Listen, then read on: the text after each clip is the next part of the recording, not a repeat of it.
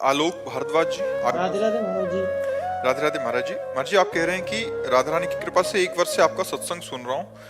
महाराज जी आप आंखों से देख नहीं पाते तो कह रहे हैं कि मुझे भगवान के दर्शन कैसे होंगे, मुझे तो दिखाई नहीं देता। इन आंखों की जरूरत भी नहीं है। भगवान इन आंखों से दिखाई भी नहीं देते। इन आंखों से केवल माया देखी जा सकती है। 3 गुणों से रचित जो माया है, केवल माया देखी जा सकती है, मायापति को नहीं।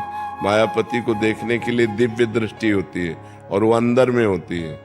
तो जिस दिन भगवान तुम्हें दर्शन देना चाहेंगे उस दिन अंदर की दृष्टि खोल देंगे, भगवान का साक्षात्कार हो जाएगा।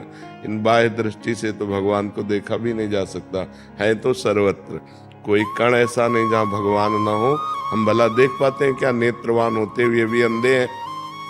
केवल माया का रचा हुआ शरीर, माया का रचा हुआ संसार देख पाते हैं। तो भगवान को देखने के लिए जो दिव्य नेत्र चाहिए वो कभी अंधे हो ही नहीं सकते। वो अंदर विराजमान है। नाम जप करो, भगवान तुम्हारे भाव में आकर तुम्हें दर्शन दे देंगे। अभी आप जो सोचते हैं वो झांकी अंदर देख पाते हैं कि नहीं? कोई न कोई, भले संसार की हो।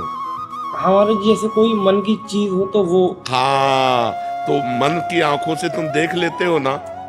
मन की चीज आ जाती है। हाँ, जैसे कोई आप कल्पना कर रहे हो तो आप मान लो कि महाराज जी कैसे हैं, आपने कल्पना की तो आपके अंदर आई झांकी कि नहीं आई? लेकिन हाँ, इमेजिन हो जाएगा एक समझ में। ये जैसे हम आपके सामने बैठे हैं और आप भावना करो कि सुना है ना कि वो कैसे हैं, तो आप कल्पना कर सकते हो कि वो कैसे हैं। तो आपके मानस पटल पर वो झांकी आ जाएगी जैसी आपने कल्पना की। हाँ, आ जाएगी ना।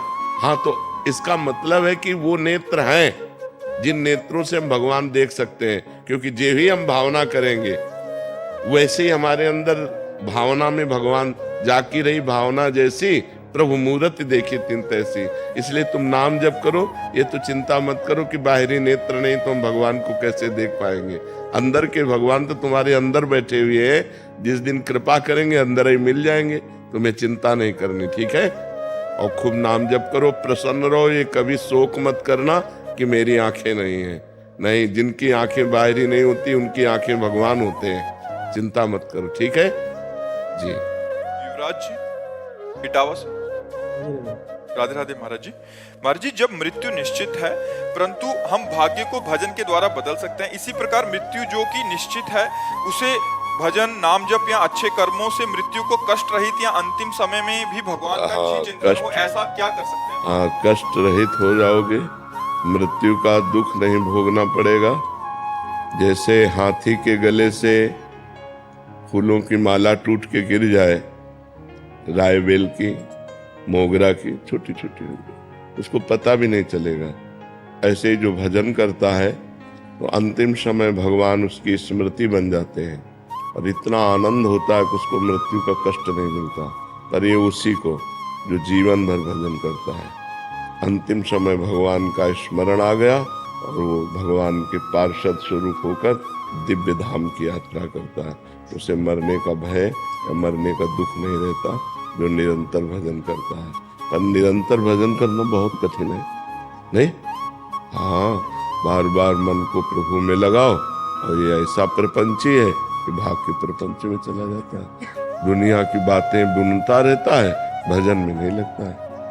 भजन में इसको अभ्यास के द्वारा लगाया जाता है। बहुत दीर्घ काल तक अभ्यास, लंबा समय अभ्यास में दे। जहां जहां मन जाए वहां से हटा हटा के नाम में लगाओ।